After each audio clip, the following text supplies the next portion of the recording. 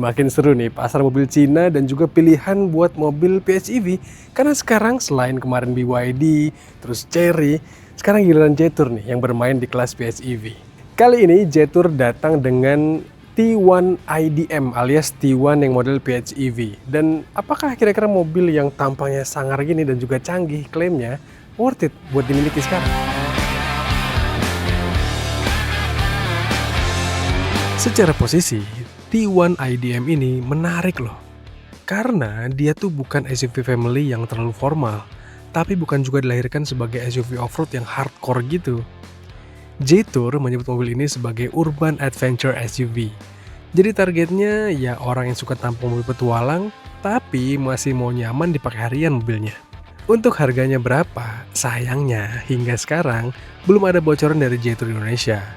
Tapi konon akan ada versi hybrid dan versi mesin konvensional ICE-nya. Menurut kalian cocoknya dikasih harga berapa ya?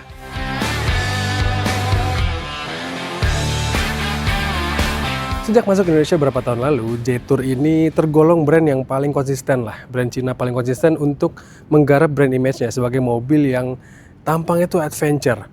Termasuk mobil ini, T1 tampil dengan gaya yang rock banget. Adventurous banget, dan saya suka kombinasinya antara tampilan yang gagah, sangar, maco, old school gitu ya, boxy, dengan penggunaan teknologi yang canggih di kayak lampu-lampuannya, DRL-nya, di grillnya. Ini serba mencolok banget. Sementara tampak sampingnya, karena T1 ini secara umum lebih rendah levelnya dibanding T2, lebih entry level atau adiknya T2, jadi dimensinya tergolong sedikit lebih pendek karena mobil ini nggak punya konde.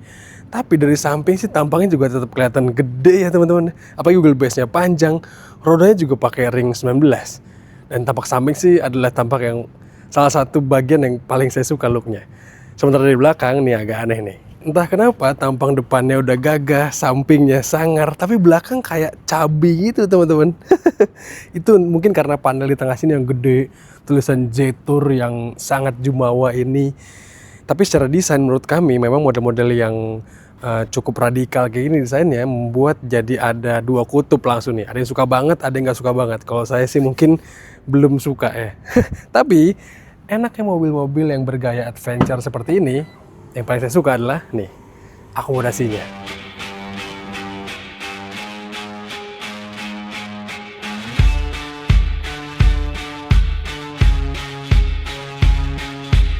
Kemampuan angkut dari Jetour T1 ini tergolong pas lah sebagai mobil 5 penumpang. Dan kalau dirasa kurang nih bagasinya, bisa diekspansi dengan cara melipat jok baris keduanya. Tapi menurut kami, kalau ditambahin roof box juga bakal cakep ya. Nah, masuk ke dalam kabinnya, dihuni oleh saya yang punya tinggi 170 cm, ini rasanya cukup lega loh. Belum lagi, penggunaan material yang berkualitas, fitur yang lengkap, hingga dikasih panoramic roof besar kayak gini, bikin suasana kabin kian terasa premium.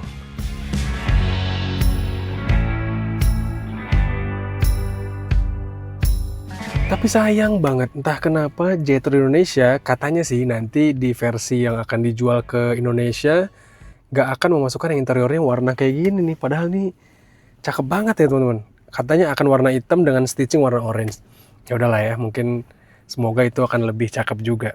Tapi kalau kita tadi bicara soal fitur-fiturnya juga ya, mobil Cina zaman sekarang sih mana ada yang pelit-pelit ya. Fiturnya lengkap banget teman-teman, dan beranilah diadu sama sana sini. Tapi satu hal dari mobil ini yang kami suka adalah diklaim head unitnya yang belum bisa dinyalain ini katanya akan pakai prosesor dari Snapdragon.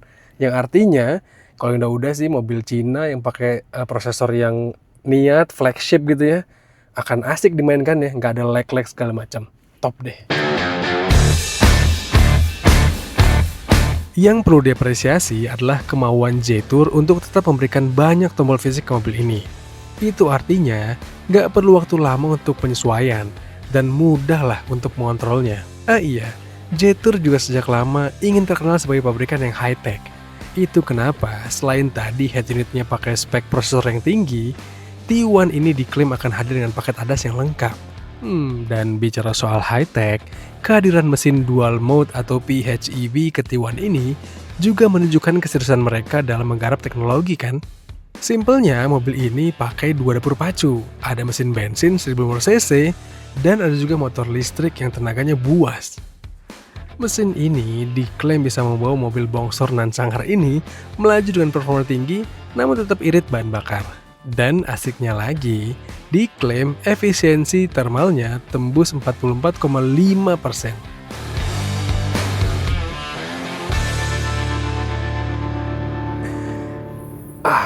Kalau kalian bingung sama klaim efisiensi thermal, kalian harusnya bisa dianalogikan lebih mudah dengan cara kalau kita lagi nyiram tanaman, teman-teman.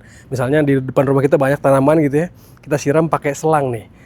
Selang ini airnya kan 100%. Kita siram, kan itu tuh proses penyiraman itu nggak akan full tiap bunga, tiap tanaman dapat air 100%. Ada yang 30%, ada yang 40%, ya kurang lebih analoginya kayak gitu. Itu pun mesin bensin. Ketika kita isi bensin, ketika kepake 100% bensinnya, itu tuh nggak semuanya menjadi energi. Ada yang terbuang jadi asap di knalpot, ada yang terbuang mungkin netes di jalan, ada yang menguap.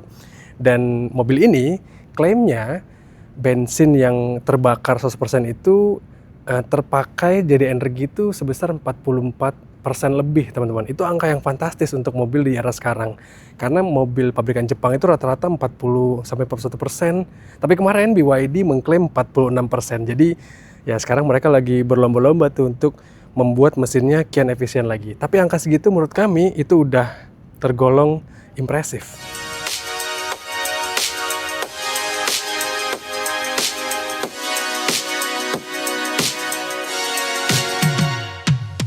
Kehadiran Jetour T1, baik yang ini nih, yang PHEV, atau nanti kalau ada yang mesin bensin biasa, membuat peta persaingan mobil Cina kian menarik. Mobil ini praktis menjadi pilihan yang bikin galau calon pembeli GWM Tank 300. Atau bahkan saudara satu grupnya, yaitu calon pembeli Jayco J7, atau bahkan iCar V23 ya. Sekarang sih tinggal lihat aja nih, Jetour mau jual mobil ini berapa. Karena kalau salah-salah kasih harga, calon pembelinya bukan nggak mungkin pindah ke kompetitor. Tapi kalau bandrol harganya pas, jelas ini pilihan menarik.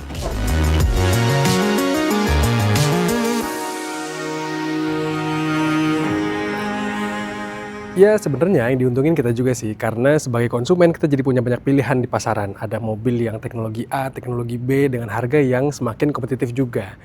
Tapi perlu diingat, kalau industri otomotif ini adalah industri yang salah satu untuk menggerakkan ekonomi Indonesia, sehingga pemainnya banyak di sini, banyak harus dihidupi, banyak orang terlibat, dan Jetour harus ambil sikap di situ, harus ambil peran juga. Mereka nggak boleh asal jualan produk doang, tapi juga harus memikirkan bagaimana after sales-nya, bagaimana manufakturnya. Sehingga orang-orang kalau mau beli mobil udah cakep sih, tapi tinggal kesusahan brandnya aja, gimana? Mereka akan serius atau enggak? Dan gimana menurut kalian? Apakah T1 ini menarik buat dimiliki saat ini?